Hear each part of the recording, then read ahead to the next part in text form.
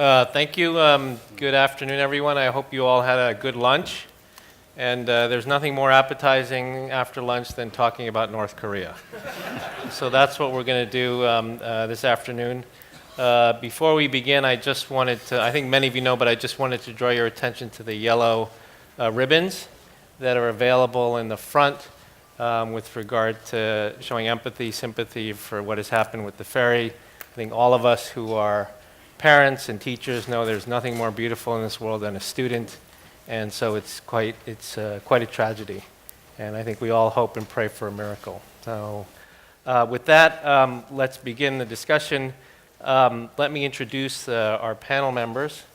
To my immediate left is Ambassador Chun Yungwoo, who, as many of you know, is a senior advisor at the Asan Institute for Policy Studies and chairman and founder of the Korean Peninsula Future Forum. He served as the national security advisor to President Kim Jong-un and also served as ambassador to the United Kingdom and ambassador and deputy perm rep to the United Nations. Seated next to him is Dr. Alexander Lukin, who is vice president of Russia's Diplomatic Academy, director of the Center for East Asian and Shanghai Cooperation Organization Studies at Moscow State Institute of International Relations, the Russian Foreign Ministry, and head of the Diplomatic Academy's Institute for Contemporary International Studies. Seated next to Dr. Lukin is Mr. Evans Revere. He's a non-resident senior fellow at the Brookings Center for Northeast Asian Policy Studies and a senior director at the Albright Stonebridge Group. He served as the Principal Deputy Assistant Secretary and Acting Assistant Secretary for East Asian and Pacific Affairs, was the Deputy Chief of Mission and Chargé here at the Embassy in Seoul, as well as President and CEO of the Korea Society in New York. And then seated next to him is Mr. Xiyu, who is a Senior Fellow at the China Institute of International Studies, Executive Vice President at the Institute of the BOA Forum for Asia. Mr. Yang served as the founding director of the Office on Korean Peninsula Affairs in the Foreign Ministry, where he was heavily involved in the six-party talks, and he and I have the battle scars to prove that we were involved in those talks.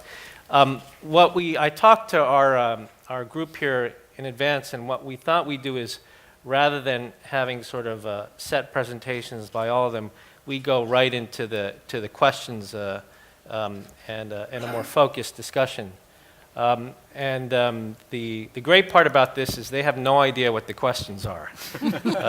So it will really sort of test their expertise and their ability to respond.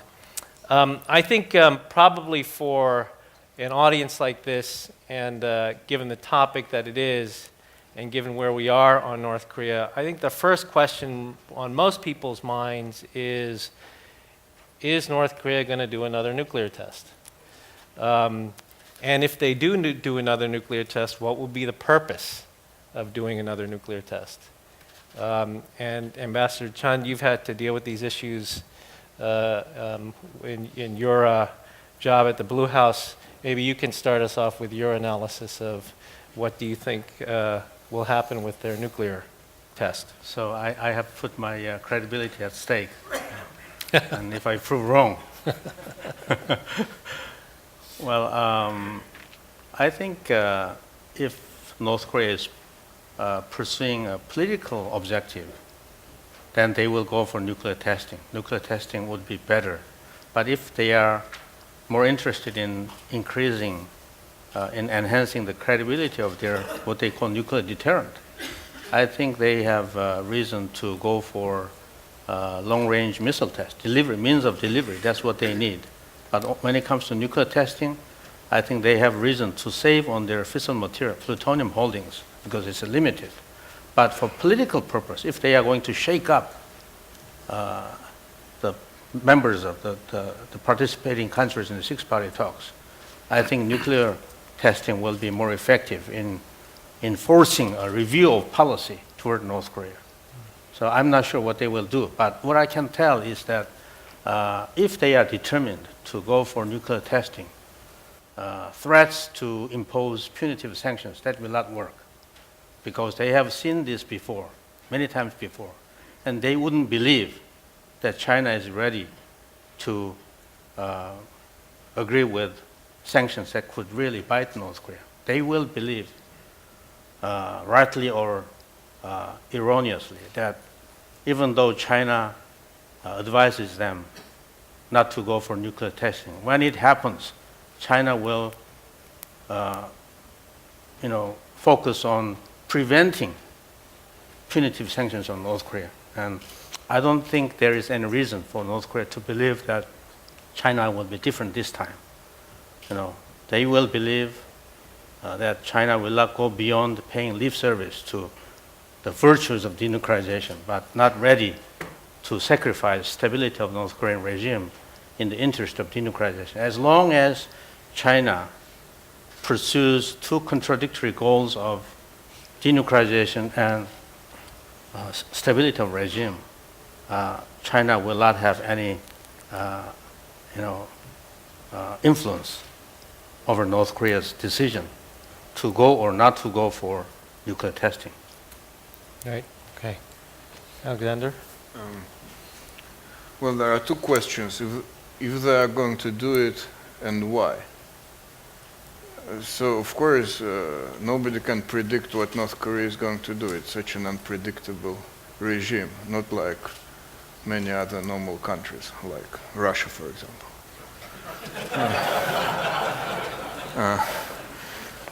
But I would think that they would do it if they have the capacity. And here we come to the second question. They want to develop nuclear weapons as means of deterrence and self-defense. Nobody in their right mind, even in North Korea, would think that they're going to attack anybody, because this would mean the death of the regime, immediate destruction of the regime, and that's the last thing they want to do. So what their options are of the regime, they either have to surrender or to have a strong enough or powerful enough deterrent so that nobody can attack them. By nobody, I mean some countries that would probably like to do it. So from that point of view, their behavior is pretty logical. Look what they see in the world.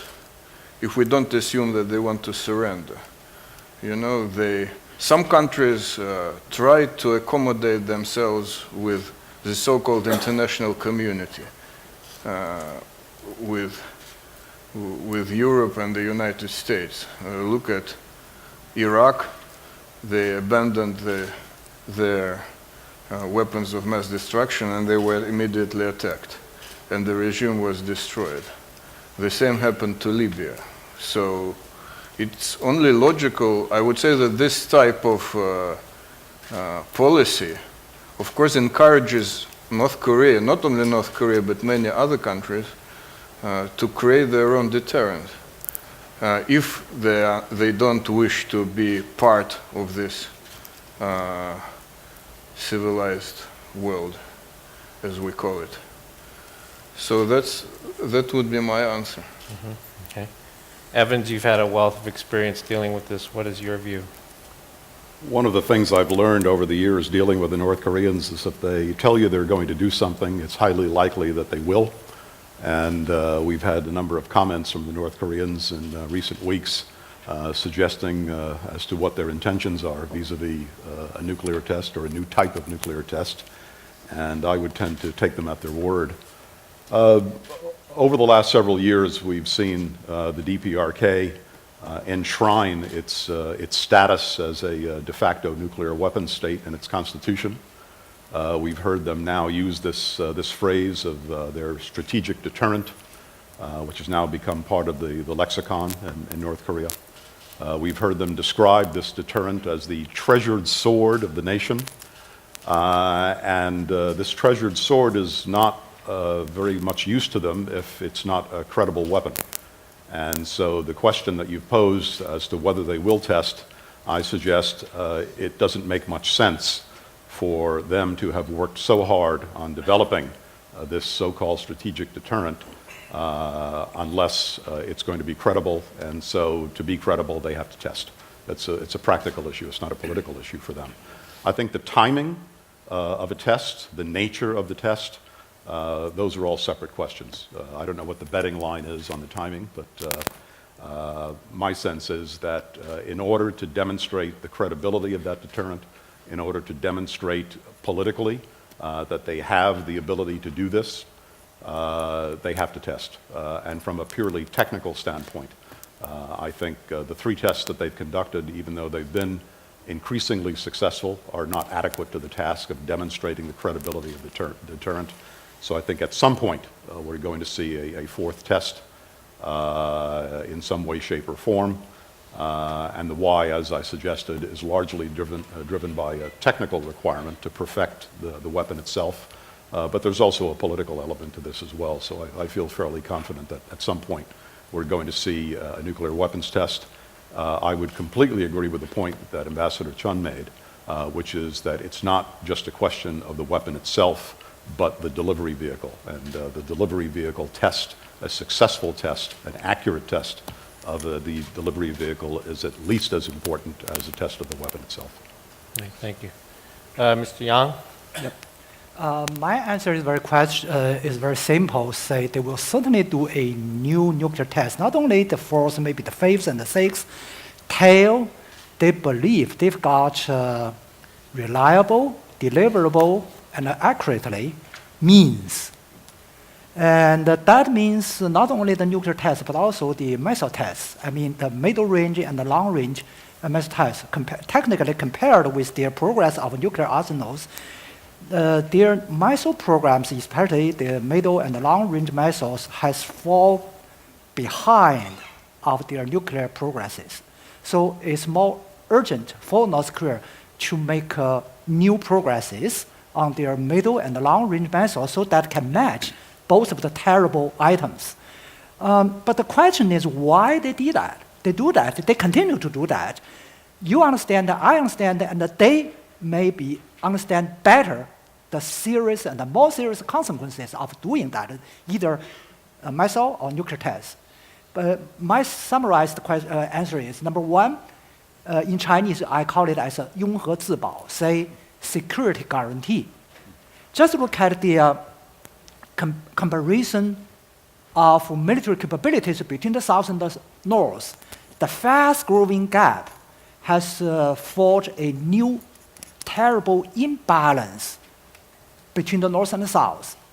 And their nuclear strategy is a sort of rebalance strategy with North Korean characteristics. They want to rebalance the military capabilities in the imbalance with the South Korea backed by the United States. But that is not the whole purpose of their nuclear plan and the missile plan. The second purpose may be more complicated. Say in Chinese, say 拥核自重. That means by commanding the nuclear and the missile items, they will be regarded as a strategic power in the region, maybe even more as a world-class military power. That is their dream, North Korea's dream, as a world-class military power. So they want to engage with the United States, both technically, diplomatically, and strategically. But what is the most effective leverage to force U.S. to engage with North Korea sincerely, strategically? I think the leverage lies in the nuclear and missile items. So both of the purpose will push North Korea endlessly towards their dream, towards their goal as a nuclear power in this region. Thanks. So I think, mostly everyone here agrees that they think a test is of some kind, whether it's a nuclear test or a middle or long-range missile test is likely. So the next question to all of you is, so how do we stop that? How do we stop a test from occurring? And if it does occur, how do we respond to it? I don't know. I see no point in trying to stop it. I don't think it will work. And the only reason, I think the most important reason that North Korea will forego another nuclear testing would be to save their fissile material. I think that would be the most important reason. They wouldn't give up because China's narrative has become tougher, and China will be more angry than before. That will not work because they know that China will not go beyond strong rhetoric, and they will not be determined enough to impose sanctions that could change North Korea's mind.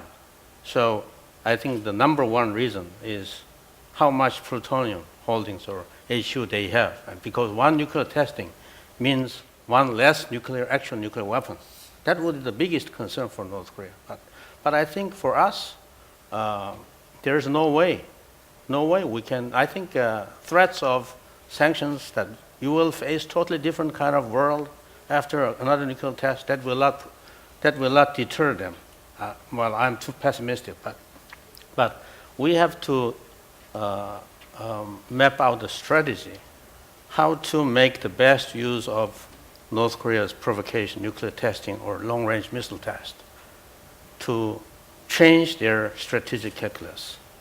And that's more important than trying to stop North Korea's nuclear testing. Alexander? Well, first of all, your question shows that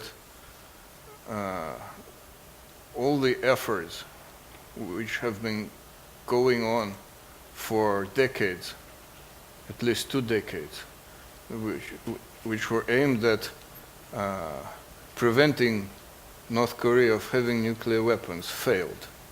So usually people don't say it for some reason.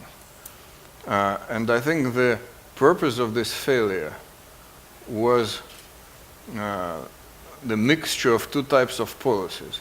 If we take, for example, participants of 6-party talks, there are two kind of approaches. One is Russia and China, countries which really want the North Korea to abandon nuclear weapons, and that's why they support the sanctions, and that's it.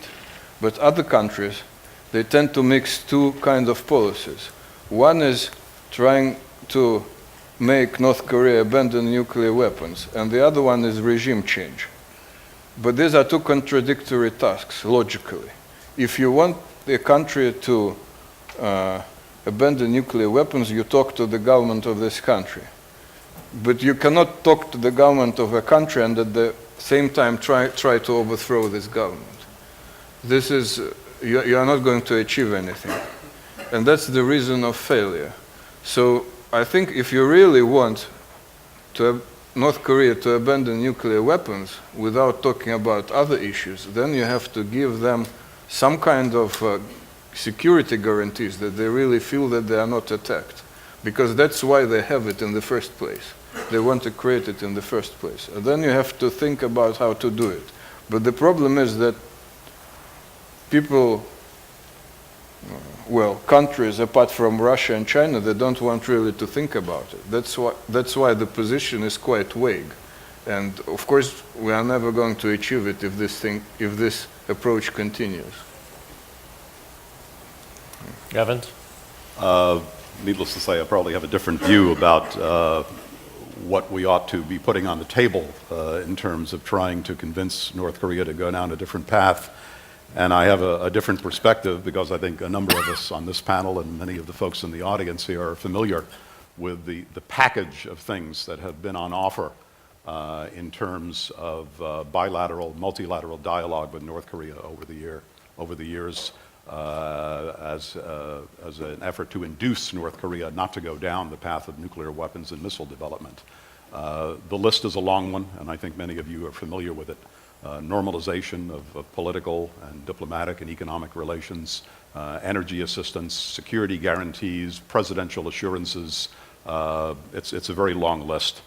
And nothing on that list, nor the entire combination of those packages, has been sufficient to deter North Korea from taking the path that it has taken, which to me says something profound about North Korea's determination to have nuclear weapons than to develop them. But let me segue to the main question that you asked, which is, can we stop North Korea at this point? And my simple answer to that is almost certainly not. I think barring an unprecedented set of steps that the United States, China, and others might take in advance of the next test, which I find very unlikely, I don't think that we are likely to have any success in deterring the next North Korean nuclear test, or missile test for that matter. I find your second question much more interesting, which is what do we do in response? We already have a very impressive set of multilateral sanctions, UN-related sanctions on North Korea. There was some question as to the efficacy of those sanctions. I think all of us who are familiar with what's going on in the streets of Pyongyang, the fact that there are more taxis than ever on the streets, the restaurants are full, the foreign currency shops are full. Life, if you're a cadre or a member of the elite in Pyongyang, is actually not bad right now, which tells me something interesting about the efficacy of those sanctions. But it also tells me that perhaps one of the things that we need to think very seriously about in response to the next provocation, including the next nuclear weapons test, is to think about taking those sanctions up to the next level. And here, I would refer to things like going after the North Korean banking system, going after financial flows, a whole series of things that we have actually tried with some success in the past. We've reversed course in the past as well. But I think it's time for us to very seriously consider that if the North Koreans are determined to go down this path, are determined to defy the United Nations Security Council and the will of the international community, we need to think about lifting our game. And one of the most important things and one of the most effective things that I think we could do is to go after the North Korean banking and financial system in ways that would definitely get the attention of the regime. Mr. Yang, could you, in answering the question, could you also tell us your view on whether there's a diplomatic off-ramp? Is there a diplomatic way to prevent us from getting into this next nuclear crisis, which many people sound as though they think it's inevitable? What's the diplomatic way out of this? What sort of diplomacy can or should be done? Well, the failure of our past 10-year diplomacy on the denuclearization lies in the imbalanced list, in my observations through my working experiences. What I mean is, on the list of the consequences of North Korean nuclearization, everyone, including North Korea, knows clearly 1, 2, 3, 4. And on the list of benefits and opportunities, very short and ambiguous. So such an imbalanced architecture make the diplomacy for denuclearization always in a deadlock, in a dead end. And for North Korea, they understand the cost, but no clear idea for the opportunities.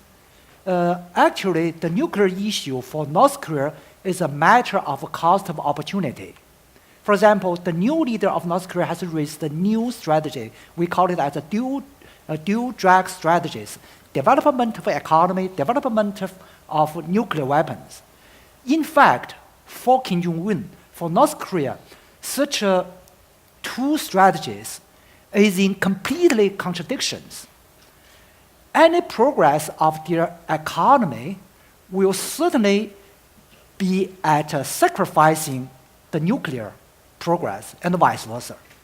So for international community, for diplomacy, we need to create an architecture under which we need to let North Korea understand very clearly that if they continue to go wrong direction, they will face more and more pressures towards no hope, no future.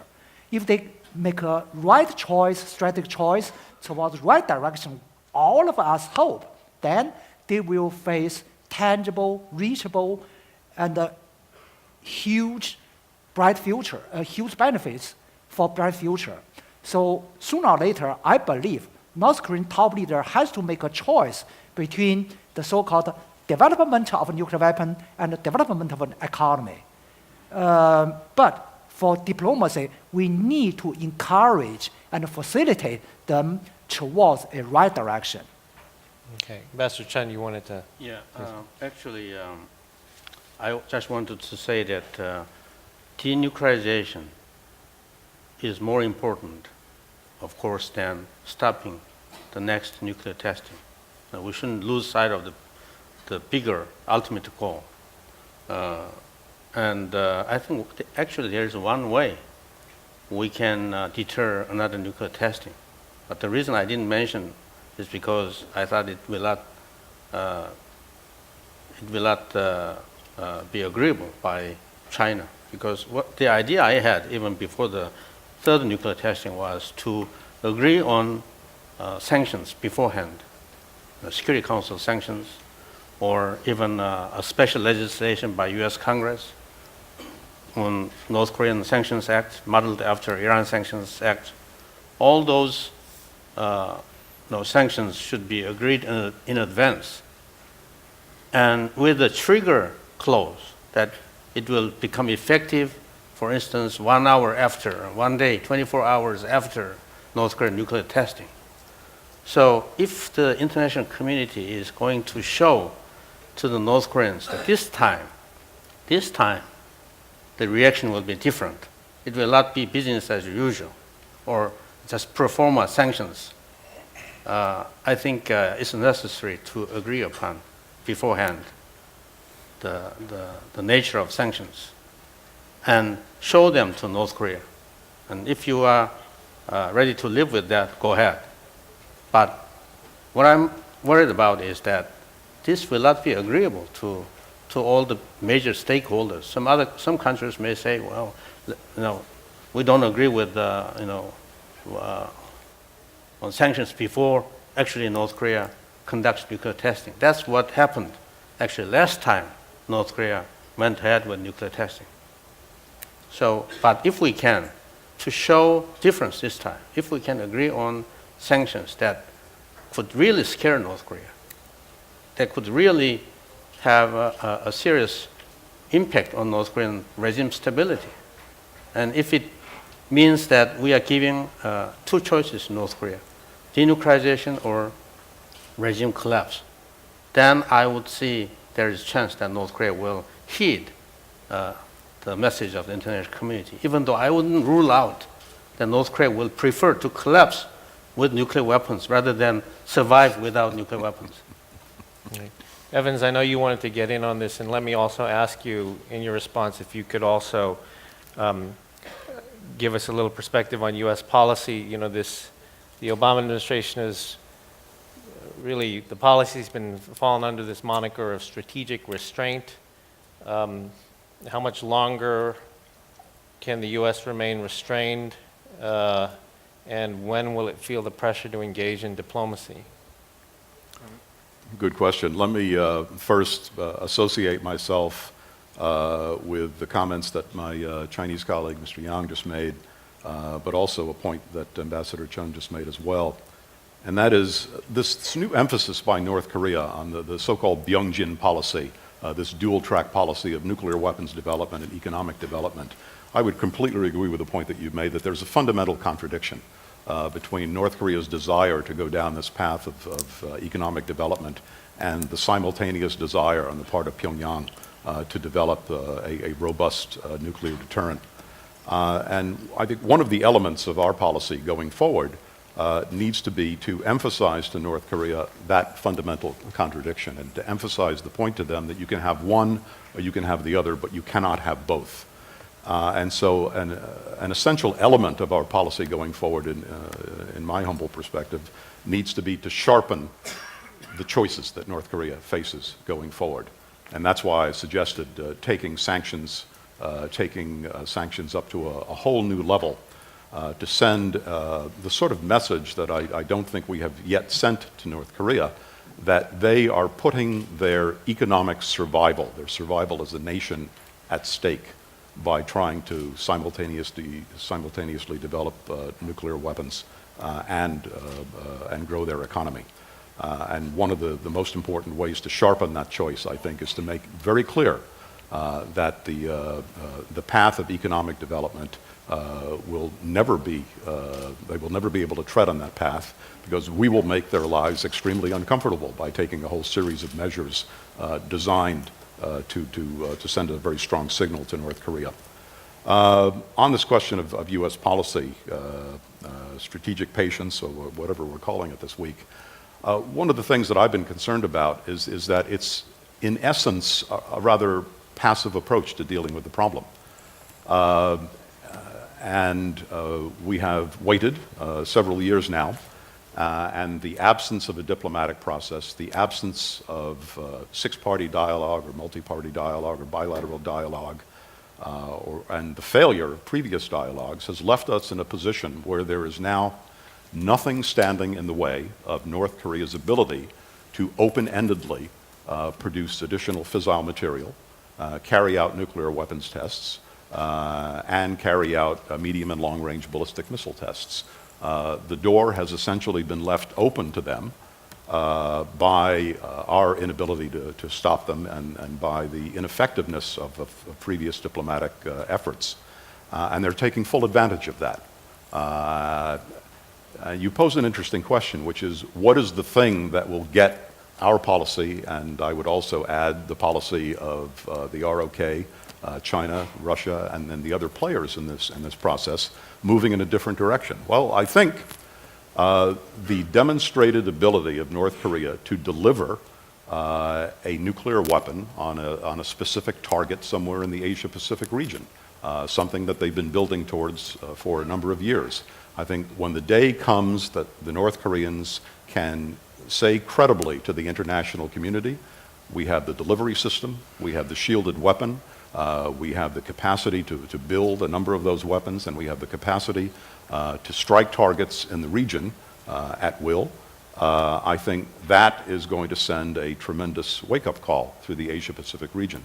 I would agree with Dr. Lukin that the North Koreans are highly likely ever to use those nuclear weapons, because the consequences would be devastating for North Korea.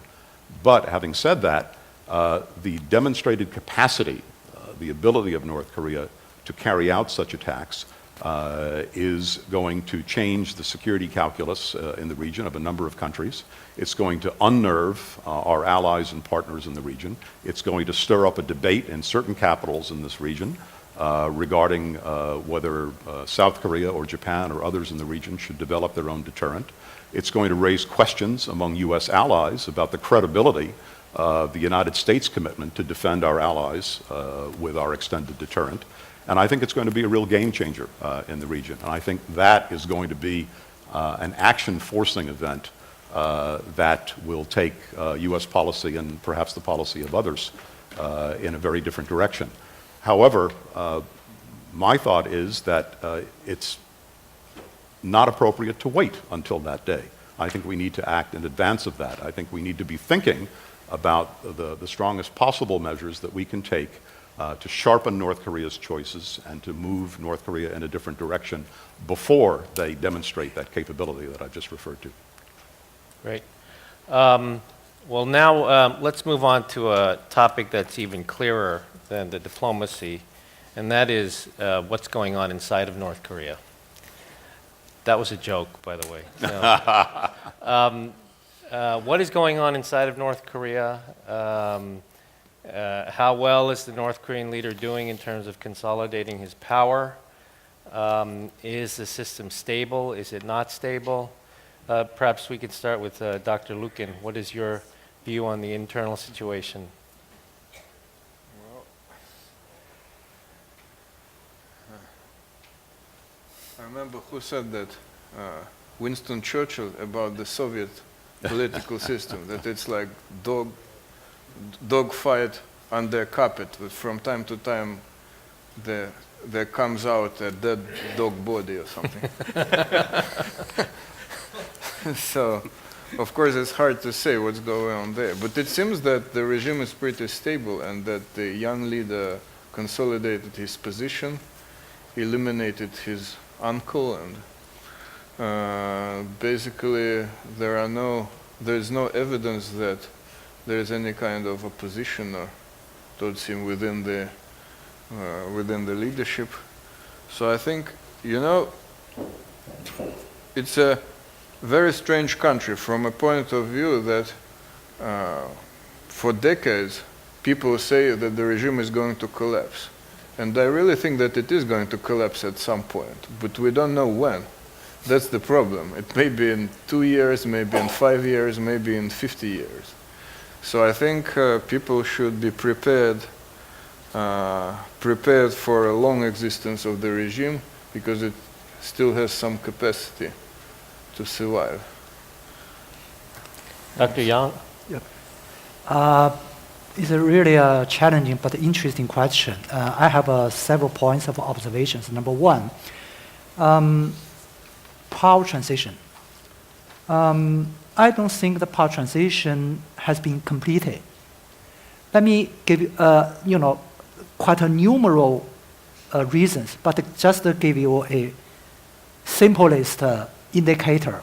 Say, when the member of leader team, the age of leader team become matchy with the young leader, then you can say conclusion of the transition. When Kim Jong-un's era, all his colleagues in terms of ages were basically matched with Kim Jong-un. When Kim Jong-il took into office, the ages were getting a gap, but not so much. But nowadays, the gap of ages between the top leader and the other key members of the leadership were huge. I don't have the latest statistics. However, the few years statistics is the average of the political bureau is about 79 years old, while the top leader is at 30 something, right? So the top leader need to rebuild his leading team with at his age. No matter it's a political reason or whatever reason, he is trying hard to rebuild his team. So I would say it's far from completion of the transition power. That transition period will produce numerous unprecedented and unpredictable incidents like Yungwoo or Zhang. By the way, I think most foreign observers overvalued the meanings of Zhang incidents. In my observation, actually, Yungwoo's incident was far more important than Zhang. And the second point I want to make is now the two fundamental strategic shifts have been underway inside North Korea. The first shift is the center of the power of North Korea has been shifting from the military to the party. In fact, returning to the party, because in most of the history of DPRK, the center of power was always at party rather than the military. And the second shift is more substantive. That is, the strategic focus has been transition or shifting from the military build-up towards economic build-up. That's why I would say North Korea now has entered into the so-called third era. If I call Kim Il-sung era as a Juchi era, and Kim Jong-il era as a Songun policy era. And now it's a dual-track strategy era.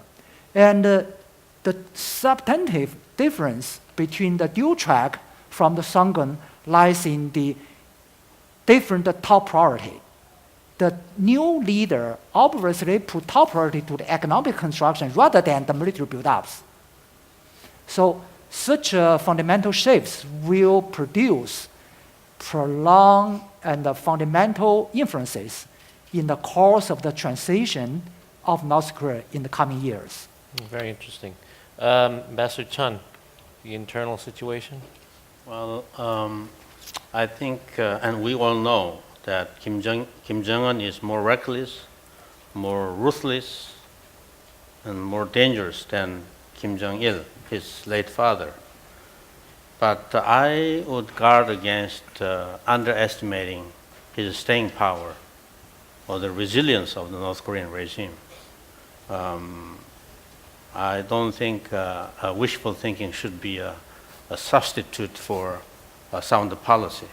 So I'm afraid that Kim Jong-un will be around for longer than many people expect. And we'll have to live with him, whether we like him or not. But I think he has been very successful in taming the military. In a little more than 2 years, he has completely brought the military under the party control. He has introduced a civilian control on the military, and this is remarkable in his know-how to control the military. And he has also taken away the material basis for military first policy. He keeps giving lip service to the military first policy. And of course, he's also reckless enough to conduct nuclear testing or many other things. But I think one thing that distinguishes from his fathers is that he knows how to use his power, how to control the military, and that's something new. But in the longer term, I think what will determine North Korea's fate is not only the failure of the Pyongyang policy, the twin goals of economic development and nuclear armament. That's doomed to failure. But the failure of this parallel policy will not in itself bring North Korean regime down. The real threat, the most dangerous dangerous thing for the North Korean regime stability is the seeping truth about North Korea and the outside world, and he doesn't have vaccine to combat this kind of virus. And I think the fate of North Korean regime will be determined how successful Kim Jong-un turns out to be in denying the access to the truth about themselves, about outside world, to the people, because that will destroy the faith of the true believers in North Korea, in the theocracy, in the teachings of Kim Il-sung and Kim Jong-il, and that will create a crisis of a theocratic crisis in the regime, and that's most dangerous. That would be at the heart of the existential crisis that North Korea will have to deal with. And I think there is no way for Kim Jong-un to fend off the information inflows into North Korea. North Korean people will have more knowledge, more information about what's going on in the outside world, what's going on in China, and what's going on within North Korea. And that's the real danger. But that danger will not, reach the point of bringing North Korean regime down tomorrow. It will take longer than that. But I think if Kim Jong-un continues to be reckless enough to resort to military provocations, nuclear testing, long-range missile test, I think there will be an opportunity. We can shape, the outside world can shape North Korean fate. Thanks. Evan, I'd like you to address that, but also, there was this report that Intermedia did on sort of information, picking up on something Ambassador Chun said about information, more and more information getting into North Korea. And not just information, the demand, on the demand side, that there's growing demand within North Korea for, whatever it is, markets, the internet, cell phones, these sorts of things, DVDs, thumb drives, all this. How much do you think that to sort of test his, Ambassador Chun's thesis, how much do you think this is a variable in changing the equation inside of North Korea? On the other question that you posed about Kim Jong-un and his consolidation of power, I think we have some pretty powerful evidence about this young fellow's ability to do precisely that, and to do it in a remarkably short period of time, looking at the fate of Chung Sung-taek and his extended family, looking at the fate of Vice Marshal Lee Young-ho, looking at the number of other figures who have disappeared from the scene over the last 2 or 3 years. It really is remarkable, his ability to engage in this house cleaning. And there is an interesting generational shift taking place, and I think we'll see that play out increasingly over the next several years. But I would agree with the point that we should not underestimate this young man and his ability to use all of the tools of power at his command to consolidate power, to hold on to power very firmly. Having said that, this is a country that has spent over half a century developing this myth of unitary leadership, or monolithic leadership as they call it. This is a country that has said to its people and said to the international community that everyone is on the same page, we're all marching forward under the banner of Juche ideology, etc., we're all behind the leader. And yet, dramatically, remarkably, last year, we saw some major fissures and cracks in that regime, right at the very top, in the royal family itself. Maybe the most important thing that has come out of the purge and the execution of Chung Sung-taek is not the message that it sends to us, but the message that the North Korean leadership sent to their own people, that the leadership is not monolithic, it is not unitary, that within the ruling family itself there are factions and splits. One of the most remarkable documents I've ever seen come out of North Korea is the indictment that you saw of Kim Jong-un, of Chung Sung-taek by Kim Jong-un and the party. That is a remarkable document for what it says about the unity at the very top of the party, because the document basically says that unity does not exist. And all the North Korean people have basically been told by their leader and by the party that at the very top, at the very core of the leadership, there was factionalism, anti-state, anti-party activity, splitism. Those are very serious charges. And so the message to the North Korean people is that things may not necessarily be so good. So it's an open question about the effect that that's going to have on how North Koreans perceive their system going forward. And we need to watch this space very carefully. Having said that, I think we're onto something when we talk about the decline in the regime's ability to keep information out. Cell phones, particularly cell phones that are used anywhere near the Chinese border area, are able to connect with cell phone towers in China. People are able to talk. We have these amazing reports of people engaging in binge viewing of South Korean TV dramas in North Korea, that people are spending the entire weekend in their homes with the windows covered and are watching nothing but Korean television dramas, soap operas in their homes. I remember traveling to North Korea a few years ago and giving as a gift to one of the senior North Korean officials a collection of 12 DVDs of the latest movies that have come out. And as he opened the package in front of me, he looked at every one of them, and he had seen every one of the movies that I gave him. I hadn't, he had. You talk to North Korean defectors. You hear the reports coming out of North Korea. The wall is coming down. The information wall is coming down. That is the information wall that the regime has relied upon to maintain this myth of its invincibility, the myth that the rest of the world is going to hell and it's only North Korea that's the paradise.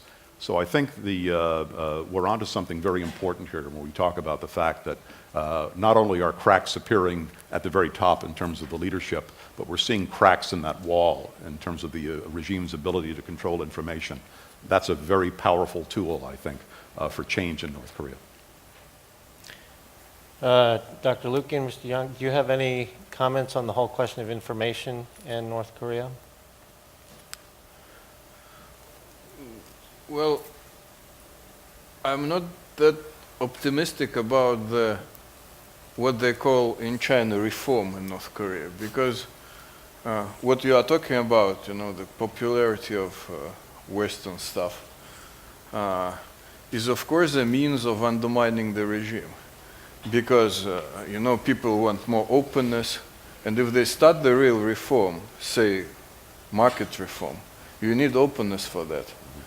And they understand very well that the regime is not going to survive, because North Korea is not it's more similar to East Germany than to any other country, because they have South Korea and people would like to go there, and if the border is open, at least even partly, then they're going to want to come here and so on. And so anyway, what I'm saying is a serious reform would mean the collapse of the regime, and the regime understands this very well. So they'll try to stop somewhere, and I'm not sure if they succeed in that or not.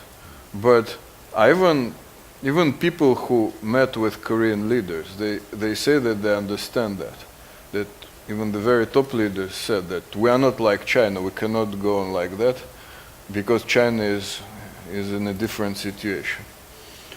So let's wait and see. So I don't think they are going to choose, or they are able to choose, economic reform as opposed to nuclear weapons. They would still think that nuclear weapons and they would need nuclear weapons as a means of deterrence, unless the regime changes in a very fundamental way. And this would again means that it's going to collapse. Thank you. Thanks. Prospects for reform in North Korea? Well, actually, they has launched they never used the term of reform. Actually, they has launched reform since July 1st of 2002, but with really rocky and back and forth style. For example, the free market, they open and close down.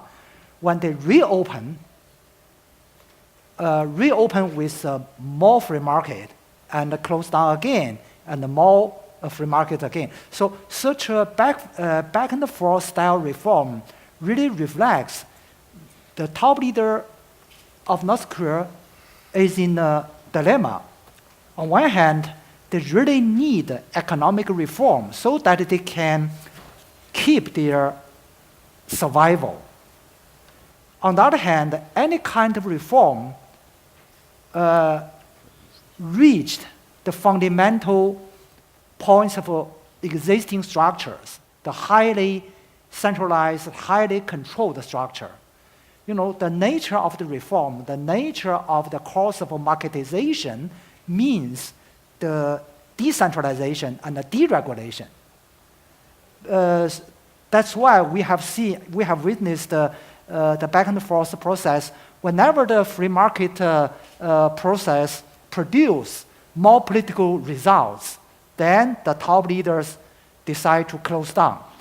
When that close down decision produced the economic problems, then they return to the economic reform and force in the back. So, but in general, I believe the economic improvement is the most important pillar for their survival, let alone to to their prosperity. By the way, they have set up an ambitious strategic goal, say by 2020, they will build up their country as one of the most advanced economy in the world.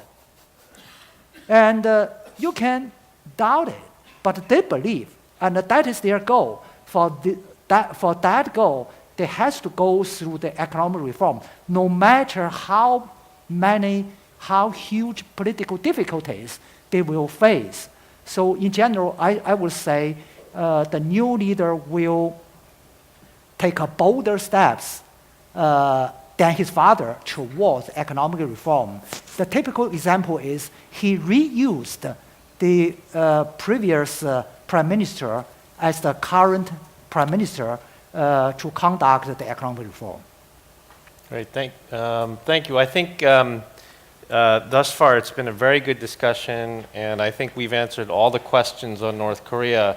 So I think when we go to the floor, there will really be no questions. But let's just see if there are any questions.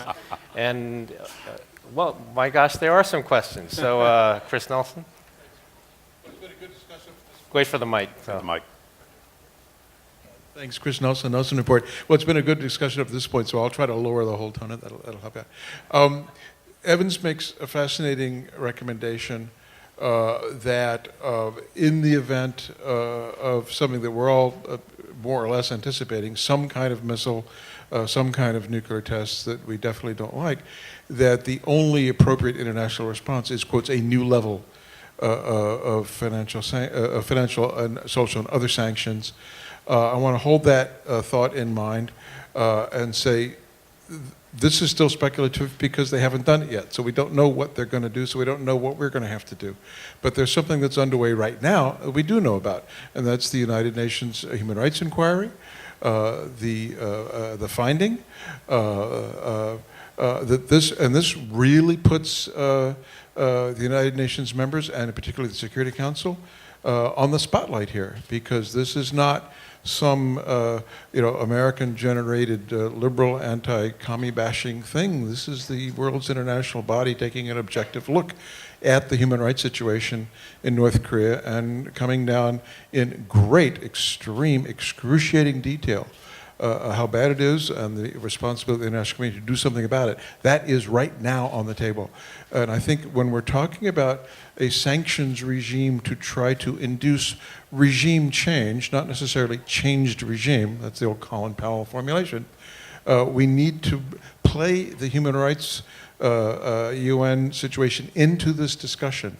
I chaired the small group meeting yesterday on this topic, and we came out, I think, with something of a consensus that the human rights dilemma and horrors in North Korea are intimately linked to the nuclear and weapons dilemma in North Korea. You can't disaggregate them.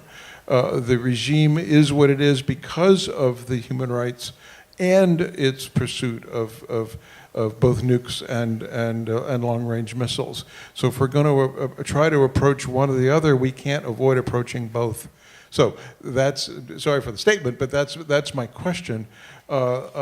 Is there any possibility, and I hate to put it this directly, but that China and Russia will allow a new level of sanctions in the event of nuclear tests? Is there any possibility that China and Russia at the Security Council will allow this human rights report to reach its logical conclusion of international action?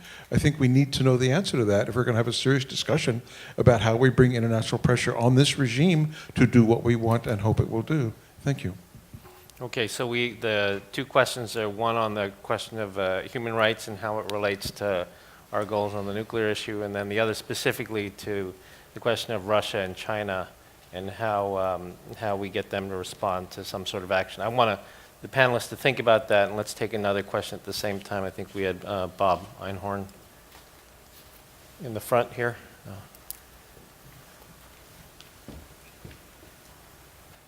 Just to follow, Bob Einhorn, just to follow Chris's question about Evans indicating that we need to prevent North Korea from being able to mount a nuclear weapon on a missile capable of hitting the United States. We need to prevent that. but how do you prevent it? Only by threatening dire consequences in terms of sanctions? Is that the only way to do it? Or what about engagement? I wonder what all the panelists think about engagement. Should we just threaten penalties, or should we seek some kind of dialogue with the North Koreans to bargain with them? Or, given the blemished track record of engagement, is that not something we should be considering? Okay. All right. Well, why don't we take these before we go to another round of questions? So who would like to take on the human rights question? I can do. Okay. All right. Well, I think that this is exactly the thing I was talking about. We need to, well, when solving a problem, you need to first understand what your goal, what the problem is. If your goal is, your problem is nuclear weapons, then your sanctions should be against nuclear weapons. If it's human rights, then it cannot be nuclear weapons. Well, first of all, it has something to do with regime change, and second, there are many countries with bad human rights situation. Why should we sanction specifically North Korea for that? I mean, why don't we sanction Saudi Arabia or Bahrain or you name it? There are many countries like that. Just because you don't like it or because it has nuclear weapons. So this is the first thing. And if Russia is going to allow it, I think Russia at the moment is the member of this United Nations Human Rights Committee or whatever, and yes, Council, and I think it voted for it, probably. But more generally, I should say that if you want to have a country on board, if you are talking about international efforts, you shouldn't push this country in the back in another area. You see, so if you want cooperation on some questions. For example, why should Russia join sanctions against North Korean banks if Russia's own banks are under sanctions? So this is the idea. If you want to cooperate on something, let's cooperate on everything. And at this moment of time, particular, I think that, and I can feel it from slightly changed Russia's position on some nuclear, for example, this rocket launches, that Russian position became milder towards North Korea. And I can understand it, that the more you push Russia off Europe and off the West, of course Russia will have to see other countries which have complicated relations with the United States as kind of asset. So that's what we should think about. Okay. Thank you. I'd like everyone on the panel to respond, but I'd ask you to try to keep your responses fairly short so that we can get another round of questions in. So, Mr. Yang. Yeah, briefly. China's way of thinking on human rights in North Korea is, number one, human rights issue is a sort of historical cause. Just take you as example.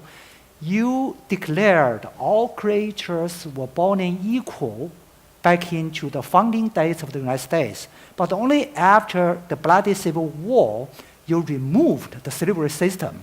And that didn't solve the equality of the ethnic groups. So I think in North Korea issue, it's a historical, started from the economic base.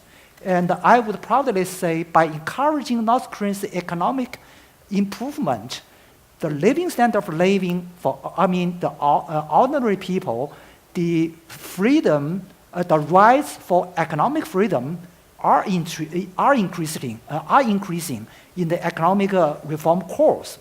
And secondly, the sanction issue. China thinks sanction tools is sophisticated ones. We support sanctions against North Korea. For example, we issue the ban on exporting North Korea. That is a single executive order since PRC history. The single ban is targeted at the so-called socialist country, our old friend. That's a single case. But that doesn't mean we ban everything against North Korea. We strongly oppose their nuclear efforts, but positively support their second part, say, economic development. That is the current Chinese policy, ranging from the human rights, economic, and the nuclear issue. Okay, Evan. Just a quick word on the human rights issue. I think this is one of the most powerful tools that I've ever seen developed that has a potential to make a real difference in terms of mobilizing the international community to get serious about North Korea. And I'll just leave it at that point. I wanted to actually answer the question about engagement. As somebody who has advocated it and participated in it for the better part of 15 or 16 years with North Korea, and I continue to engage with the North Koreans every couple of weeks in various fora. The problem, of course, is that our series of engagements, bilaterally, trilaterally, quadrilaterally, six-party talks, have failed to do anything more than give us a temporary fix, a fix that ultimately the North Koreans reversed. And that's unfortunate. I don't think that means we should stop trying. I personally think it's worth another shot.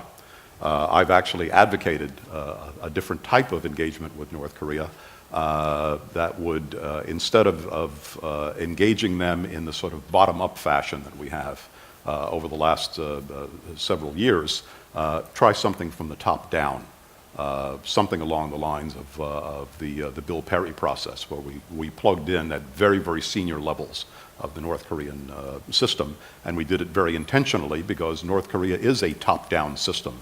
And if you're going to get a decision made to move in a different direction, to move away from nuclear weapons and missile development, that decision is not going to be made based on recommendations from lower-level people made to the upper echelons of the North Korean system. It's going to be made at the very top. And if you're not talking to the very top in North Korea, you're not talking to the people who can actually give you what you want.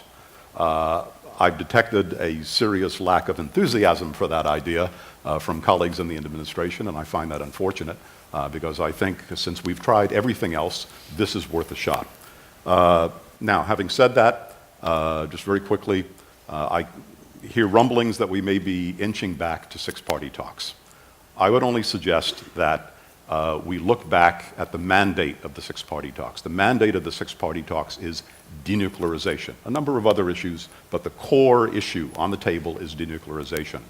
Our North Korean friends have now redefined denuclearization to include things that are totally and fundamentally unacceptable to the United States, to the ROK, to Japan, and I would suggest to others as well.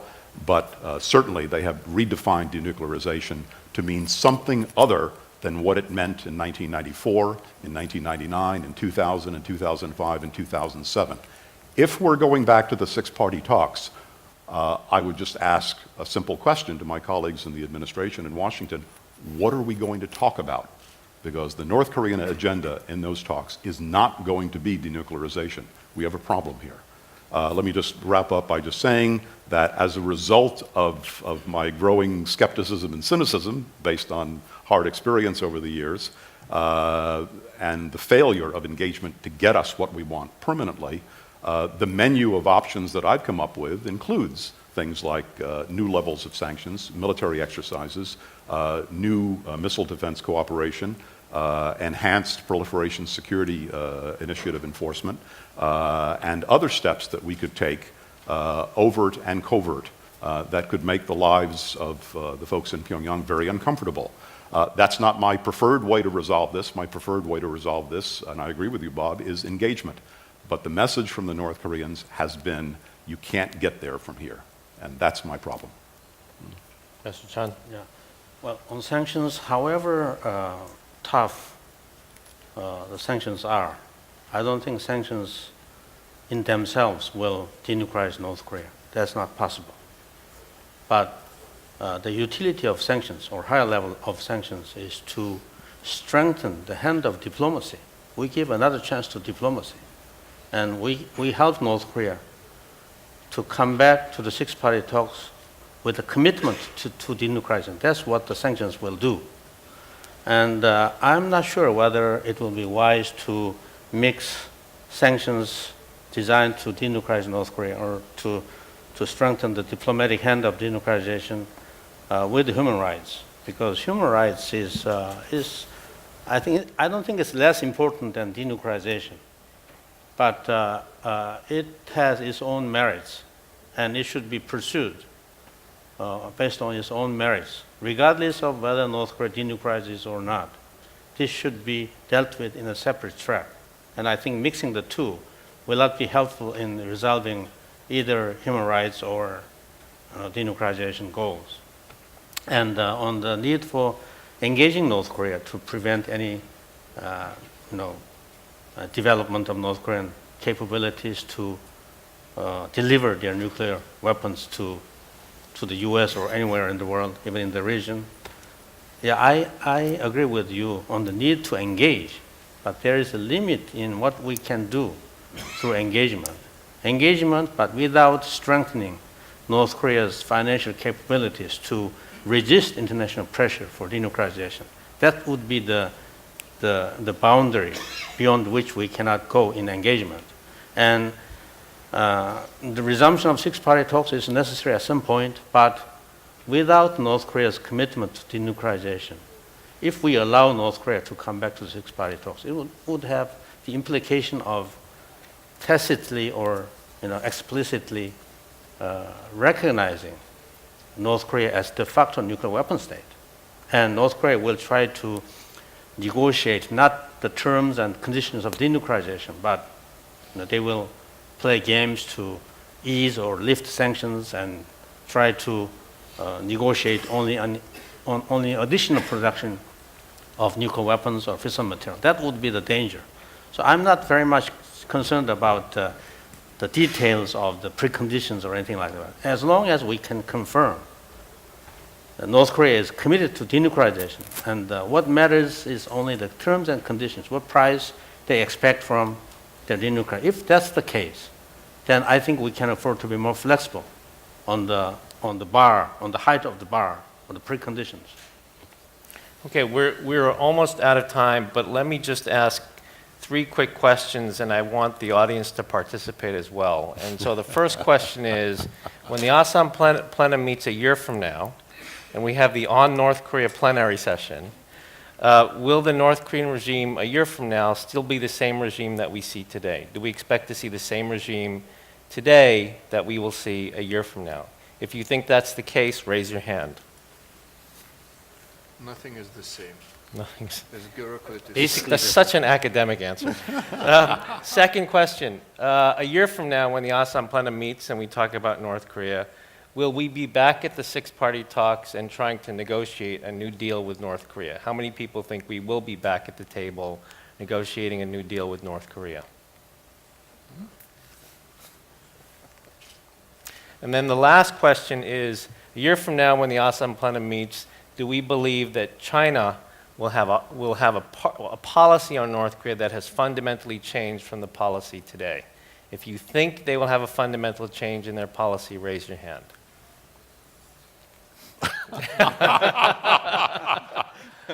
Okay, with that, thank you very much, and we'll see you next year.